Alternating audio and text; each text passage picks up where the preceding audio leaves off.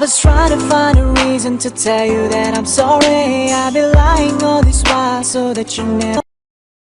यहां मेंटेन कर रहा है, क्योंकि आप लोग जानते हैं जब भी एक पेड़ होता है तो पेड़ क्या होती है, अपनी टहनियां जितने भी पेड़ पौधे होते हैं वो सब अपना मेंटेन करके रखती है। जब ढेर सारे पेड़ को मिला दिया जाता है तो क्या बन जाता है, एक फॉरेस्ट बन जाता है, एक जंगल। तो इसी तरह जब दो से अधिक डोमेन कंट्रोलर, जब एक ही डोमेन में काम करते हैं तो उसे क्या कहते हैं, फॉरेस्ट कहते हैं। क्लियर है? मे बी ये आपका सीडीसी हो सकता है, ये बीडीसी हो सकता है, ये आरओडीसी हो सकता है, लेकिन है तो एक ही में ना। तो डेफिनेशन क्या होगा हमारे फॉरेस्ट का, 2 और more domain controller working in a one network that's called what, forest. Clear है? चलो गुड। जैसे यहां पे ही देख लो, दिया गया है कि a forest is a comprised of all the domains in your enterprise, your forest में भी ओनली हैव वन डोमेन। कहने का मतलब आपके फॉरेस्ट के पास एक ही डोमेन नेम होता है और उसमें मल्टीपल डोमेन कंट्रोलर होते हैं। जैसे यहां देख लो, आपके पास एक globalmatics.com का एक डोमेन है और इससे जुड़ा एक हमारा सीडीसी है, तो ये जुड़ा तो इससे है ना, क्योंकि अपने बाप का नाम लिया हुआ है, पेरेंटल का, globalmatics.com का, लेकिन है तो इसी में ना, तो ये क्या हो जाएगा हमारा, फॉरेस्ट हो जाएगा। तो समझ में आया फॉरेस्ट क्या होता है? क्लियर है? गुड। आगे देखते हैं। और देखो नेम स्पेस क्या होता है। जैसे कि मान के चलो किसी भी यूजर को जब लॉग इन कराते हो तुम लोग, तो क्या होता है, यूजर तो हमारा एक्टिव डायरेक्टरी के पास बनता है। जैसे मान के चलो फॉर एग्जांपल test1 नाम का यूजर बनाया, तो उसको लॉग इन कैसे करते हो? लॉग इन करने का 2 तरीका होता है। कितने तरीके? 2 तरीके किसी भी यूजर को। पहला होता है, जैसे टेस्ट यूजर 1 का नाम के आपने यूजर बनाया, तो उसको लॉगिन कराने का जो तरीका होता है वो 2 होता है। अगर मान के चलो तुम इस यूजर को, जैसे कि यहां पर टेस्ट यूजर 1 है ना, इसको अगर लॉगिन करा रहे हो तो इसको 2 तरीके, या तो @ लगा के jetking.com लिख दो तो भी लॉगिन कर जाएगा, या पहले अपने डोमेन का नाम लिख दो एंड देन स्लैश लगाकर क्या लिखोगे, यूजर का नाम। तो इस तरह भी हमारा यूजर जो है डोमेन में लॉगिन कर जाएगा। तो इसी को क्या कहते हैं, नेम स्पेस, अपने पेरेंटल के साथ इस यूजर को जोड़ना, जो कि देखो यहां बताया जा रहा है। ये देखो ब्लू किया हुआ है, मतलब ये क्या है, ईमेल एड्रेस की तरह देखो होता है ना। जैसे तुम लोग अपना जो भी होता है, जैसे आजाद सिंह .singh@gmail.com, तो क्या होता है, ईमेल की तरह ही होता है ना। तो यहां पर भी आपका यूजर जब भी बनता है एक ईमेल की तरह ही लॉगिन अपने डोमेन में। हाँ जी हाँ, गूगल भी एक डोमेन है, हमारे जीमेल भी एक डोमेन है। क्यों? वो एक्सचेंज सर्वर है बस। नहीं, सर्वर है वो, मेन डोमेन कंट्रोलर। हाँ, तो वो चाइल्ड हो सकता है, उनके बनाने के ऊपर है। क्लियर है? चलो आगे देखते हैं। सर उसको फॉरेस्ट नहीं कर सकते गूगल में, फॉरेस्ट नहीं कर सकते, वो बनाने के ऊपर होता है। अब मैंने आपसे प्रॉमिस किया था कि सर्वर रोल भी बताऊंगा। देखो सर्वर रोल होता क्या है। जब सर्वर 2003 था तो हमारे रोल्स को एज अ सर्विस जाना जाता था। क्या जाना जाता था? सर्विस। और सर्वर 8 में उस चीज को, सर्विसेज को क्या नाम दे दिया गया? रोल। रोल मतलब क्या होता है? जॉब। जैसे मैं आपको दे दूं कि आप अकाउंटेंट का जॉब करेंगे, आप मार्केटिंग के, आप सेल्स के, आप एक एडमिनिस्ट्रेटर के, आप मैनेजर का, आप ये वेटर का, आप वो बावर्ची का। तो ये क्या है? हर एक का एक टास्क दे दिया, एक जॉब दे दिया, एक रोल दे दिया कि भाई तुम बावर्ची हो तो तुम खाना बनाओगे। ये नहीं कि सेल्स वाला जाकर खाना बनाएगा। तो ठीक इसी तरह हमारे सर्वर में किसी भी सर्विस को क्या कहा जाता है? रोल कहा जाता है, और उसी रोल के तहत हमारा सर्वर क्या करता है, काम करता है। कहने का मतलब कि आप उसे DHCP सर्वर बना रहे हो, DNS सर्वर बना रहे हो, फाइल सर्वर बना रहे हो, प्रिंट सर्वर बना रहे हो, क्या बना रहे हो, तो ये क्या है, एक सर्विस है।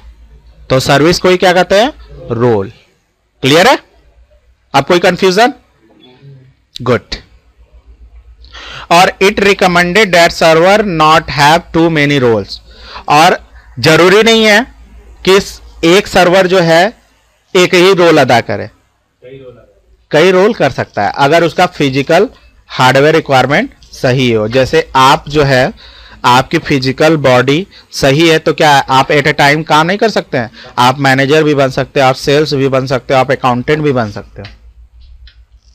हम लोग स्टूडेंट लाइफ में क्या नहीं करते, एक से ज्यादा टास्क परफॉर्म करते हैं, घर का काम करते हैं, पढ़ाई करते हैं, अपना खुद का काम करते हैं, अपना खुद का स्पोर्ट्स करते हैं, खेलते कूदते हैं, तो क्या हो गया, बहुत सारे काम हो गए। तो आप क्या हो, एक सर्वर की तरह काम कर रहे हो, मल्टीपल रोल्स अदा कर रहे हो।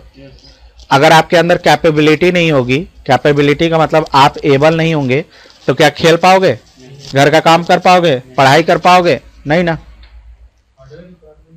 तो इसीलिए अगर आपका हार्डवेयर रिक्वायरमेंट सही है तो आप एक सर्वर से मल्टीपल रोल अदा करवा सकते हो।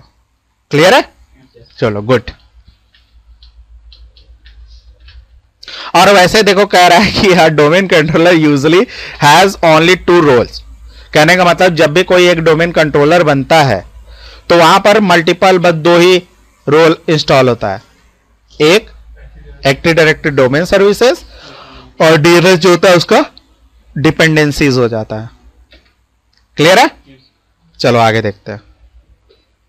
अब प्रॉमिस किया था कि DNS भी बताऊंगा, अब देखते हैं DNS होता क्या है। क्लियर? तो देखो DNS क्या होता है। DNS जो है एक सर्विस है। क्या है?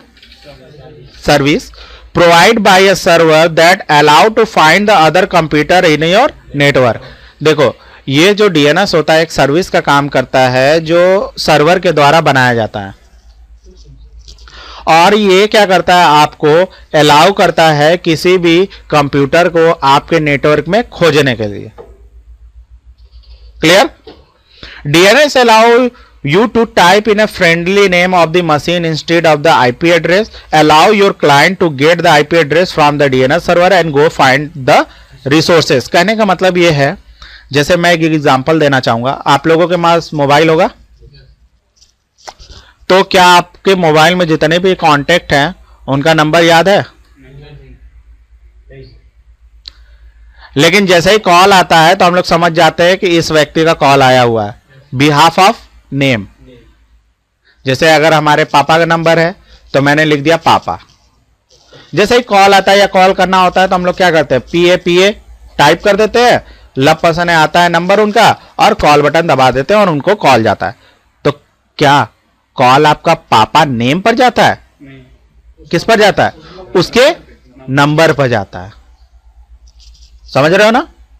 तो ठीक इसी तरह DNS हमारे ऑर्गेनाइजेशन में क्या करता है कि किसी भी कंप्यूटर को IP एड्रेस से याद रखना पॉसिबल नहीं है, लेकिन नाम के अकॉर्डिंग पॉसिबल है। जैसे PC number 1, PC number 2, PC number 3, 4, 5, 6, 7, जैसे हम लोग मोबाइल में नाम लिखते हैं, जैसे Sanjay, Rajesh, John, David type कर दिया, और उसके बिहाइंड में जो नंबर है वो हमें नहीं पता है, तो क्या कॉल जाती है कि नहीं जाती है? तो ठीक इसी तरह हमारा DNS सर्वर क्या करता है, हमारे सभी यूजर्स मतलब जितने भी कंप्यूटर्स हैं उनका IP एड्रेस और उनका नेम, होस्ट नेम, वो क्या करती है, अपने डेटाबेस में सेव करके रख लेती है। क्लियर? हाँ। और जब कोई व्यक्ति किसी भी चीज को, जैसे मान के चलो वो PC2 है और उसका IP कुछ भी हो, मेरा PC1 है, मेरा IP कुछ भी हो, लेकिन हम दोनों एक दूसरे से कम्युनिकेशन करना चाहते हैं या वहां कोई डेटा है मैं उससे लेना चाहता हूं। जैसे फॉर एग्जांपल, जैसे सपोज कि ये दोनों पीसी है, जैसे इसको हटा देते हैं हम लोग,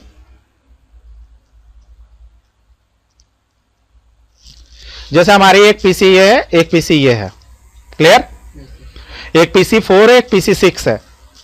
तो यहां पर देखो डीएनएस सर्वर का काम क्या होता है। जैसे मान के चलो हम लोग कभी भी कम्युनिकेशन नेम से नहीं करा पाते, जो भी कराते हैं आईपी से कराते हैं। तो मेरे को क्या करना था, ये इस यूजर को यहां पर कुछ डेटा रखा था, एक्सेस करना था या पिंग पोंग करना था, मतलब पिंगिंग करना था। तो पिंगिंग करने के लिए मैंने लिखा क्या, मैंने लिखा पिंग